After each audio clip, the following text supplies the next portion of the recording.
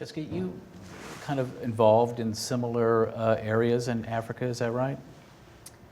We work really globally, and I think that a lot of our partnerships, so Forum takes a different perspective, I think, from some of the other panelists in that we treat democratizing innovation at the system level. So how do we shift the system? And our approach is working mainly with business, with a lot of the manufacturers and retailers and restaurants and food service and even agribusiness on working on their internal sustainability as well as partnering within their industry and with other stakeholders along their supply chains and with their consumers. And so our mission is really to accelerate a transition towards a sustainable future. And we've heard lots of speakers talking about how we have some really big problems and really big challenges, and we really need to accelerate that change because we're not going to have 3 planets available by 2050. I think Luca mentioned that earlier. And so we see that the scale at which some of these companies operate as an avenue to create some really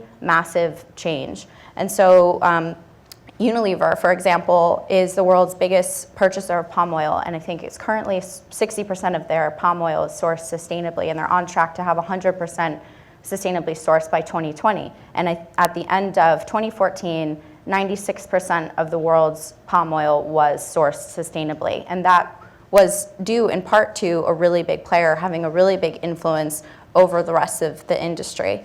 And Forum for the Future works on democratizing innovation in food by bringing a lot of these stakeholders together to, our mission in food is around the 3 R's, conveniently called. So reconnecting people with their food and rethinking value in the system and restoring resilience in the system. And we do that through transforming food culture by reducing food and packaging waste and work on sustainable diets.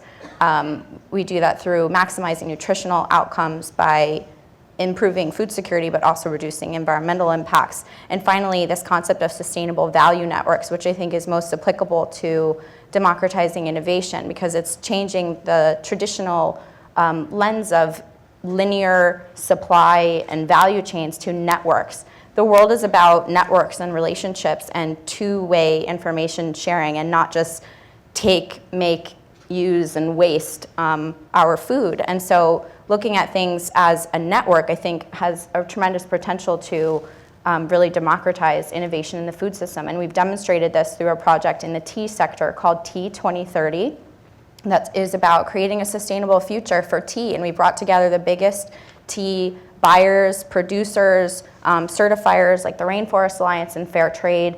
So everybody is involved. And tea is produced in a lot of developing countries, Kenya, India, Indonesia. So the producers are a really important part of that value network. And those big stakeholders came together to identify what the challenges were for the future of tea in the future and what innovations and collaborations they could form to create a more sustainable future. And those 3 platforms were looking at market mechanisms and sustainable landscapes, which is being led by the Rainforest Alliance. Unilever is leading the market mechanisms bit, and then also addressing consumers. And some of the principles we identified of a sustainable value network include more connected consumers and really empowering producers. So that's how we think about democratizing innovation within the food system, is really thinking of it as a value network for all of the stakeholders involved, and not just in Africa, but around the world. So let me go back to Unilever. Like, they're big enough they could probably just do whatever they want. Like, how do you convince a company that big to, you know what, let's spend a few pennies more to do sustainable palm oil? So there is a strong business case for these companies. We've heard about how consumers have become much more demanding and much more aware of their food. So the companies are responding to consumer demands, to NGO demands, but there's also a business case in terms of making more sustainable supply chains and making more sustainable sourcing and procurement decisions.